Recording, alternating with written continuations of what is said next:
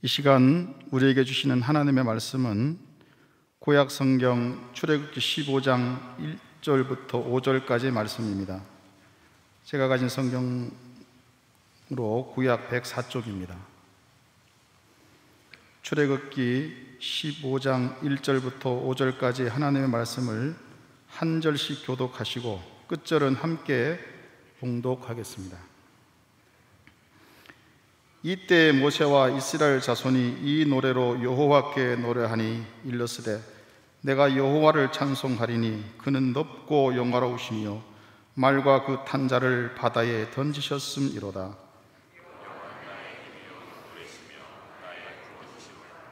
그는 나의 하나님이시니 내가 그를 찬송할 것이요 내 아버지의 하나님이시니 내가 그를 높이리로다.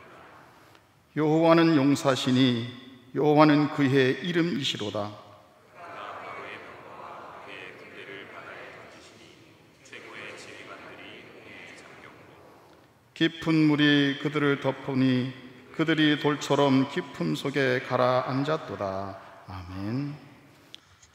오늘 우리가 봉독한 이 본문은 성경에 나오는 최초의 노래입니다. 모세의 감사 찬송이라고도 합니다. 이사야 43장 21절에 보면 이 백성은 내가 나를 위하여 지었나니 나를 찬송하게 하려 함이다 라고 말씀합니다. 우리 인생의 목적이 무엇입니까? 하나님을 찬송하는 것이라고 말씀하고 있습니다. 여러분, 하나님이 우리를 언제 가장 기뻐하실 것 같습니까? 물론 많이 있겠지만 굳이 묻는다면 바로 찬송할 때입니다. 여러분들은 자녀들이 언제 가장 사랑스럽습니까? 좋은 성적을 받아올 때, 혹은 취업해서 또 월급을 받아서 용돈을 줄 때, 그때도 물론 기쁘겠지만 자녀들이 부모님을 향해서 행복한 얼굴로 웃음 지어줄 때, 혹은 저는 부모님이 가장 존경스러운 분입니다 라고 스스로 고백할 때가 가장 이쁘고 사랑스럽지 않습니까? 얼굴이 오각형인 분이 있었습니다. 머리 스타일이 그래서 그런지 머리 위가 항상 이렇게 좀 평지처럼 이렇게 평평하셨어요. 그리고 볼 양쪽으로는 광대가 좀 나오셨는데 꼭지점처럼 양쪽에 좀 광대가 나오셨고 턱이 좀 뾰족하셨습니다. 얼굴이 온화하고 잘생기셨어요. 그런데 보는 순간 오각형이구나 이런 느낌이 확연하신 그런 분입니다. 이분이 아들을 낳았는데 신기한 게 그 아들 얼굴이 오각형입니다. 그분 말씀이, 목사님, 우리 아들 얼굴이 나를 닮아서 오각형이에요. 그런데 그 오각형이 저를 보고 웃어주는데 너무 행복해요. 그분의 고백입니다. 하나님도 마찬가지입니다. 우리 얼굴이 잘생긴 장동건이나 송중기가 되어야 하나님이 기뻐하시는 것이 아니라 우리가 하나님을 기뻐하고 찬송할 때, 그때가 하나님 보시기에 가장 이쁜 얼굴임을 기억하시기 바랍니다. 오늘 본문 이스라엘이 무엇을 찬양하고 있습니까? 4절에서 5절 말씀을 보니까 애굽 군대가 쳐들어왔는데 하나님께서 그들을 돌처럼 바다에 다 가라앉아 수장시켰다라고 말씀합니다. 위협하던 바로와 그 세력들이 다 사라진 것입니다. 우리가 가진 인생의 많은 짐과 절망의 이유들, 하나님께서 어떻게 없애주십니까? 우리를 홍해바다 같은 그런 위기길 가운데로 먼저 이끄신 다음에 그 길에서 우리는 건져주시고 대적들은 바다 한가운데 다 가라앉게 하신다는 것입니다. 그래서인지 우리나라 일제강점기 35년 동안 주기철 목사님을 비롯해서 많은 목사님들이 제일 많이 읽고 설교했던 본문이 바로 이 출애굽기였다고 합니다. 그래서 나중에는 일제가 이 출애굽기를 읽지도 또 설교도 못하게 했다고 하는데, 왜냐하면 이 출애굽기를 읽고 자꾸 설교하니까 아주 절망적인 일제 치하임에도 불구하고 독립에 대한 희망을 포기하지 않더라는 것입니다. 고난 중에도 더 힘을 내고 견디더라는 거죠. 오늘 이 출애굽기, 이 본문이 우리에게 말하고 있는 것이 무엇입니까? 고난 중에는 고난을 이기려고 발버둥 치지 말고 고난 중에는 찬송하라는 것입니다. 홍해를 만날 때는 찬송하라는 것입니다. 또 하나 많이 설교됐던 책이 바로 요한계시록인데, 요한계시록 역시 찬송으로 가득한 그런 책입니다. 초대교회의 찬송가 모음집이라고 해도 과언이 아닙니다.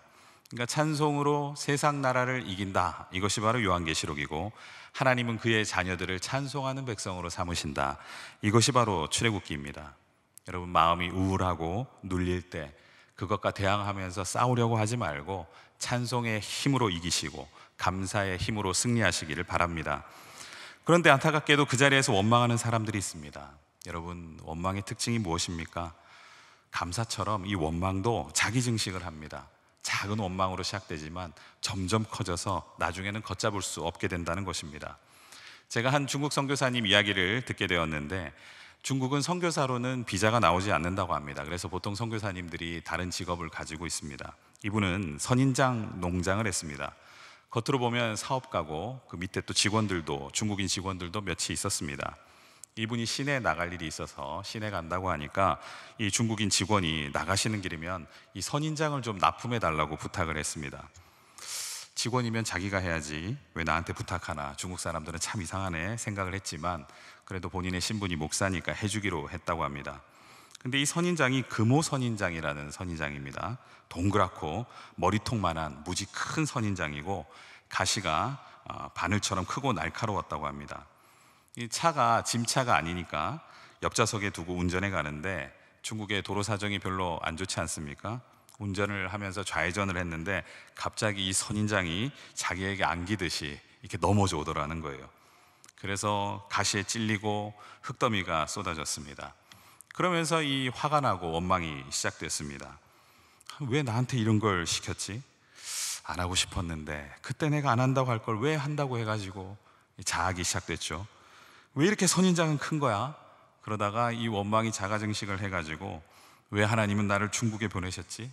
도대체 이놈의 선인장은 누가 만든 거야? 자기 운전 실수는 생각하지도 않고 계속해서 원망의 꼬리에 꼬리를 물고 있더라는 것입니다.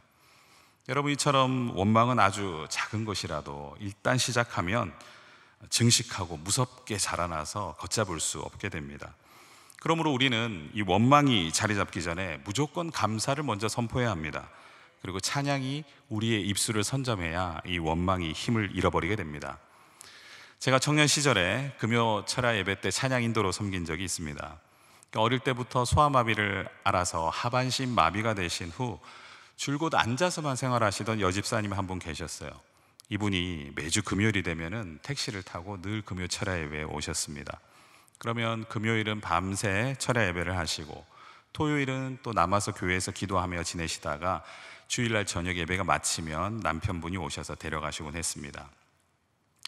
당시 철야 예배 때 거의 빠지지 않고 18번으로 불렀던 찬양이 있었는데, 사람을 보며 세상을 볼 때 만족함이 없었네 하는 찬양이었습니다.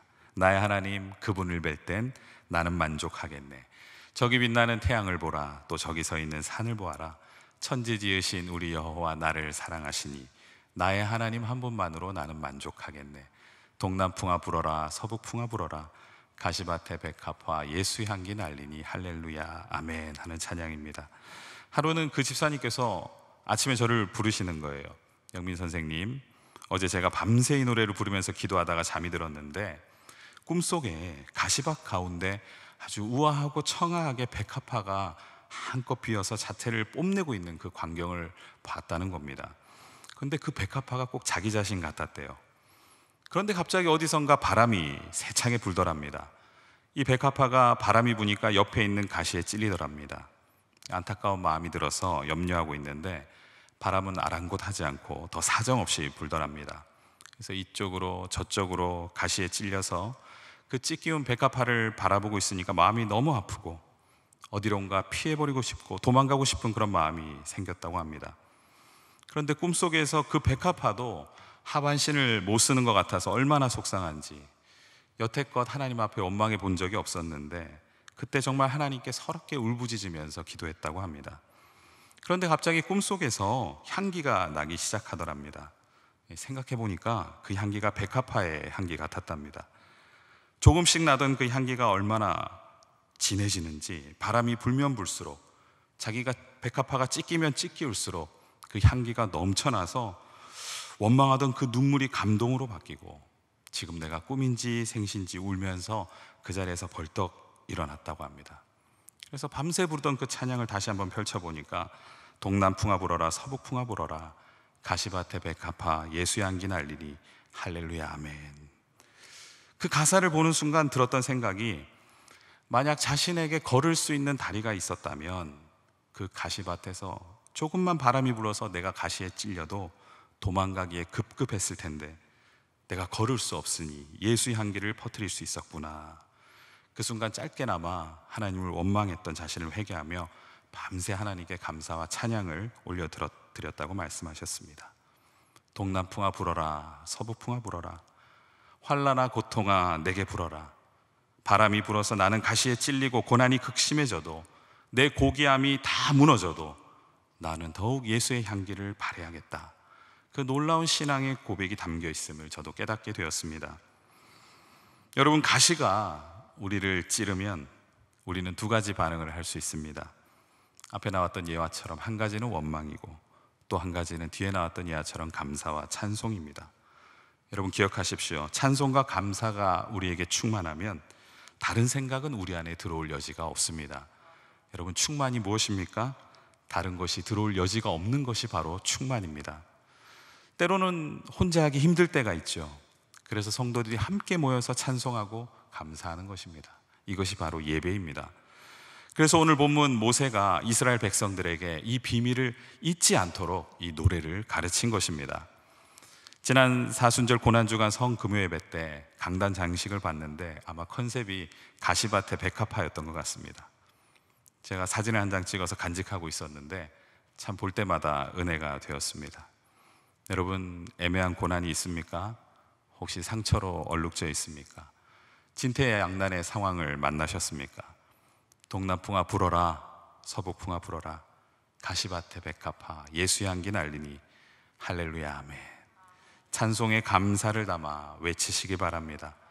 모든 악한 대적들은 바다 밑에 가라앉게 될 것이며 우리는 바다 한가운데서 마른 땅을 걷는 놀라운 구원의 능력을 경험하게 될 것입니다. 항상 찬송하고 감사하는 저와 여러분, 또 우리 모든 천안중앙교회 성도님들이 다 되시기를 간절히 바랍니다. 기도하겠습니다.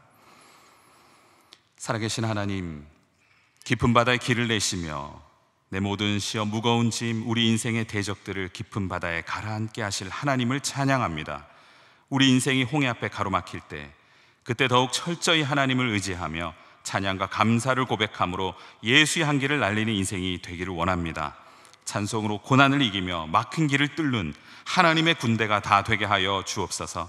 이 시간 이후에 우리의 모든 찬양의 고백을 하나님 기뻐하시며 연락하여 주옵소서.